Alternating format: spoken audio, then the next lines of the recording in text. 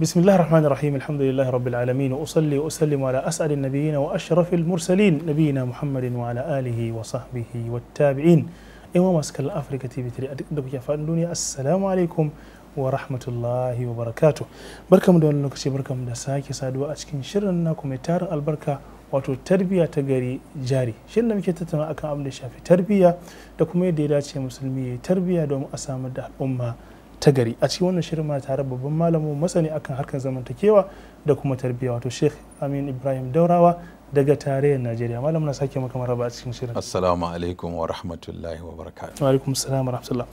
Malam idan masu kallo suna bibiyan wannan shirin farkon shirin mai magana akan muhimmancin tarbiyya ko kuma ma'anar tarbiyya da muhimmancin tarbiyya da kuma ka koraro wani bayani akan yadda aka kasa tarbiyya muka fara da tarbiyya wato imaniya yadda mutum zai san yadda zai bauta ma Allah subhanahu wataala ko kuma alaka da ke tsakanin bawa da ubangijinsa da ƙarshe lokaci mana halinsa a daidai gaban da ya kamata a masu kallo bayani yadda za bi ko hanyoyin da ya kamata a bi domin a koya mutum wannan nau'i na tarbiyya wato tarbiyya imaniya kenan.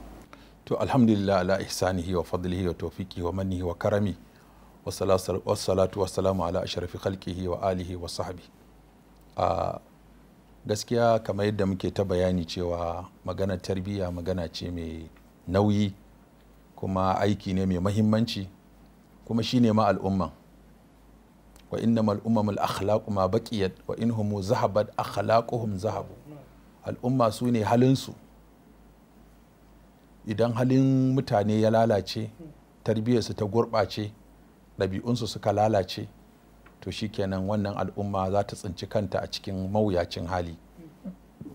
Da haka mun yi bayani cewa malaman tarbiyya na musulunci sun bi diddigin nassosi da dalilai sun fitar da wasu rukunai ginshiƙai guda 9 suka ce duk wanda ake so a bashi cikakkiyar tarbiyya ta musulunci to dole abu waɗannan matakan guda 9 a taɓa kowane babi a tabbatar ba a samu matsala a can ba a samu a can ba a samu a can ba. Ko muka ce rashin samun cikakken wannan wato rukunai guda 9 na tarbiyya shi yake jawowa a ga mutum yana da wani abu ba shi da wani abu kuma abin da ba shi da shi din watakila shi ake bukata.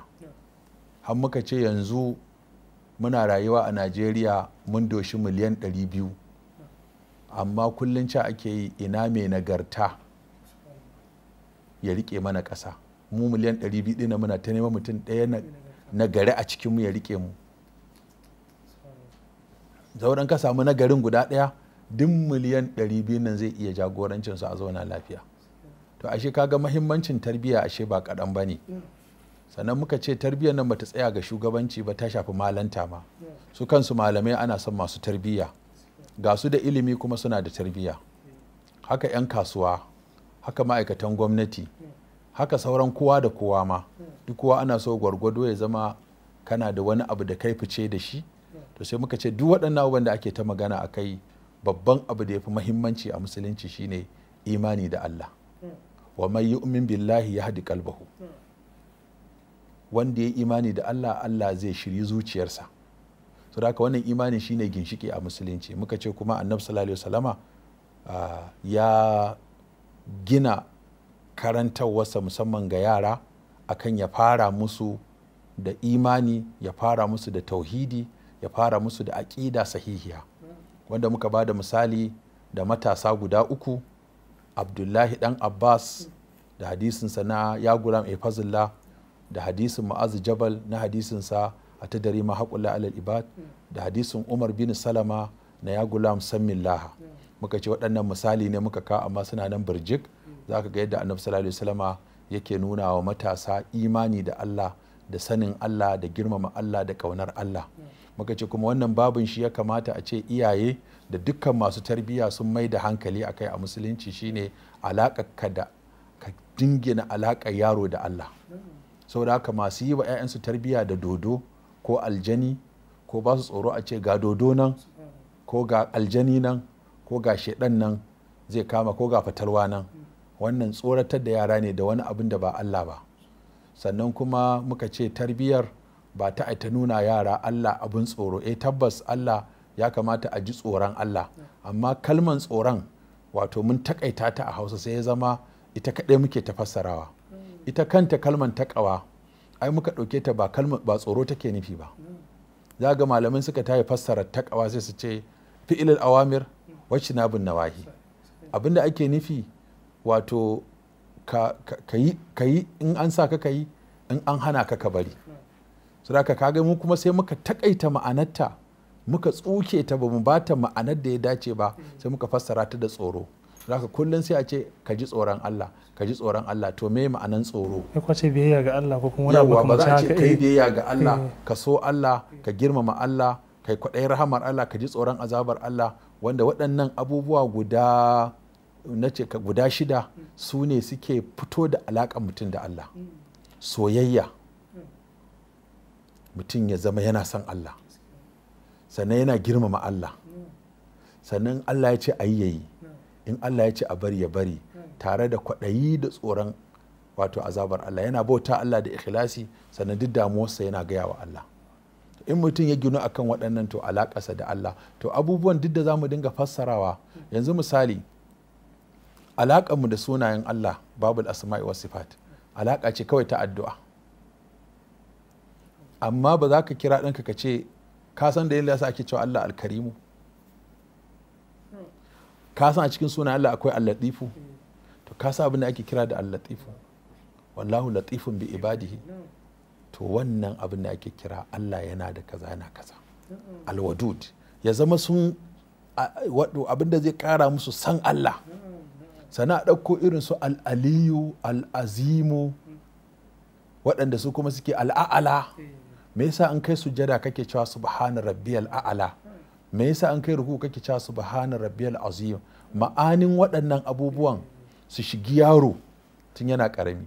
Yanzu muna karanta risala, taran wani ya bamu dariya, sai ce shi mai risala ya ce ya rayuwa, yan firamare ya rubuta, mu ga mu da gemu muna karanta. Sai wani ita ya ce to akram kallah wannan ya ce ya rayuwa, mu kuma yanzu gashi iyayen yaran ne muke yi.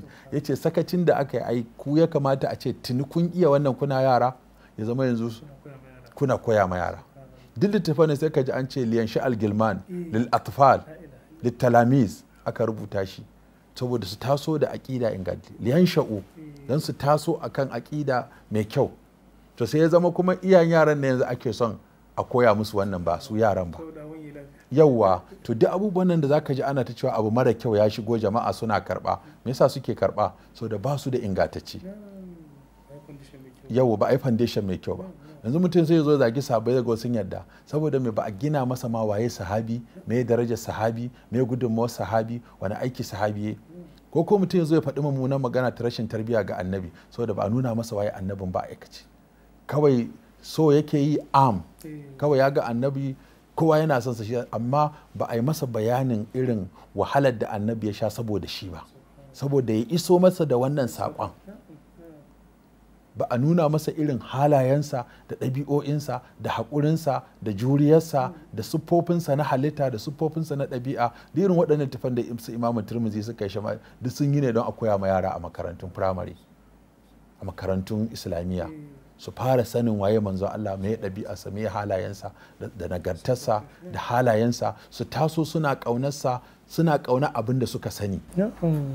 Ba kawai a saba ce mutum ya ƙaunaci abu bai masa. Suna ƙaunar Allah, amma an nuna musu abubuwan da ya kamata a ci kwakwalwar yaro ta ɗauka game da Allah. A cikin sunan Allah da siffofinsa, Allah shi ya muku kaza. Yara su dinga jin Allah shi ya musu kaza, shi ya halicce ku, kun ga ba biyansa aka yi ba. Yayi ku ba ku aiki da fetur, ba ku aiki da gas, ba ku aiki da mai, ba a muku sabis, ba a muku cajin batir, ko ba a biyansa, ba bil. Komai yana da bil a duniya, amma banda alaƙa ka da Allah, ba inda ya ce ka biya shi bil. To irin waɗannan abubuwa da ana ta gaggaya wa yara, za su tayi suna son, to yanzu wanda ya maka wannan ya kamata a ce ya ce a yi ka ƙi yi, ya kamata a ce ya bari ka ƙi bari, ya kamata in ya baka bai kamata ka gode masa ba, in bai baka bai kamata ka yi haƙuri ba saboda wasu abubuwan da ya baka fiye da wannan. Bai kamata cewa in ka yi masa laifi ka ce na tuba ba. A nuna ma yara cewa duk irin saɓan da mutum ya yi, ranar da ya zo ya tuba, mu daina cewa yara su tuba a gurin mu ce su ku tuba zuwa ga Allah. A nuna musu rahamarsa da jin kansa, ka yi laifi to ka tuba. ka nemi tuba ka yi istighfari kuma ka daina ƙarya. ƙaryan nan da kai ba ni ka saba ba, wanda ya halicce ka dinnan, wanda na gaya maka yayi kaza shi yace ka a daina ƙarya. Da haka yanzu ka yi istighfari ka ce ka gaya Allah ka ce ka tuba ba ka sake ba. Alaƙar su da Allah tun suna yara ta yi nisa, kuma alaƙa ta soyayya.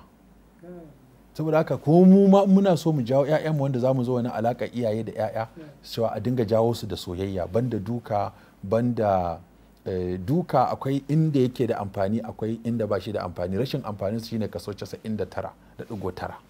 Shi yasa annabi shugaban masu tarbiyya bai taɓa duka ba, amma kuma ya gyara duniya gaba ɗaya. Gani? Saboda haka ya ce ku rataye bulala dan masu, yanzu kamar ne za ka ga an sai bindiga an ba sojoji, an sai kulki an ba 'yan sanda, an sai ba dan komai ba saboda a riƙe mutane su gani su ji tsoro.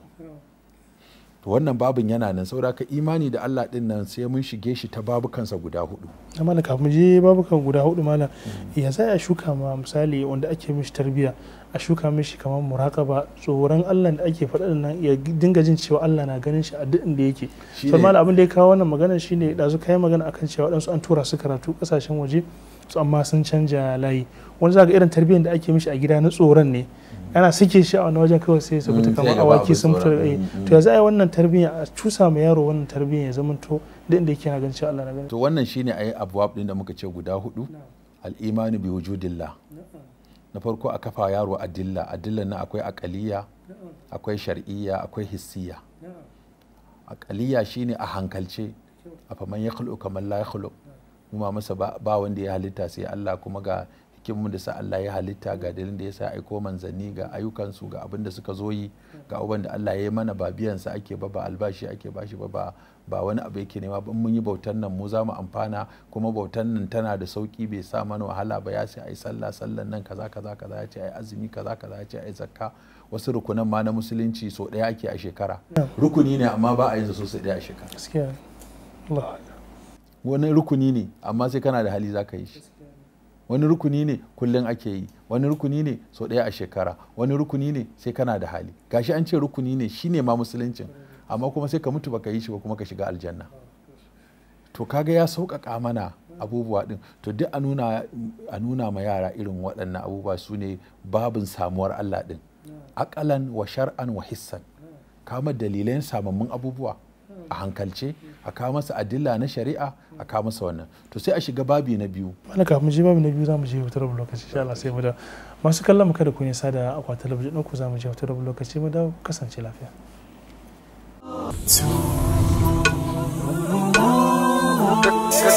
So